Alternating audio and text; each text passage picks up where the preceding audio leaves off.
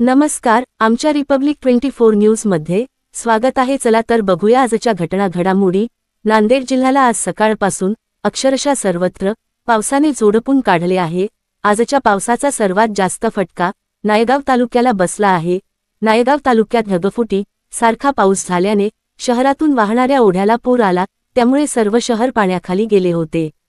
तसेच नायगाव तालुक्यातील दत्तनगर व शंकरनगर भागातील घरामध्ये पाणी शिरल्याने स्थानिक बचाव पथकाच्या मदतीने 2 ते 3 कुटुंबांतील नागरिकांना पुराच्या पाण्यातून बाहेर काढण्यात आले। तसेच नायगाव तालुक्यातील कोलंबी येथे हळदा रोडवर स्कूल बसमध्ये 18 विद्यार्थी, एक शिक्षक व ड्रायव्हरसह गाडी पुराच्या पाण्यात अडकली होती।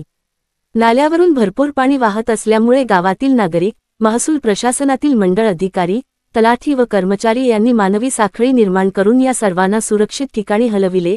आता परिस्थिती नियंत्रणात असून जिल्हा प्रशासनाच्या वतीने योग्य ती खबरदारी घेण्यात येत आहे, अशी माहिती उपविभागीय अधिकारी क्रांती डोंबे यांनी दिली आहे। हवामानाचा व पावसाचा अंदाज घेऊन काल संध्याकाळी एसडीआरएफची टीम देगलूर येथे पाठविण्यात आली होती। या टीमने सांगवी, उमर, मेदनकल्लूर, शेळगाव, तमलूर या पूरपरिस्थिती निर्माण होणाऱ्या गावांमध्ये आपत्कालीन परिस्थिती निर्माण होऊ नये यासाठी 2251 नागरिकांना स्थलांतरित करण्याचे कार्य या टीमने केले। आज सीआरपीएफची टीम नायगावला बचाव कार्य करून धर्माबादला गेली। तसेच एसडीआरएफची टीम कंधारला बचाव कार्यासाठी पाठविली आहे। तसेच मनपाचे शोध बचाव पथक नायगाव तालुका येथे पोहोचून 2 यशस्वी बचाव कार्य केले आहेत।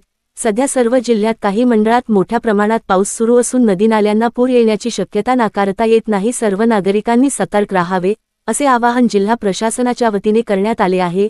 रिपब्लिक 24 न्यूज सह मी रेश्मा।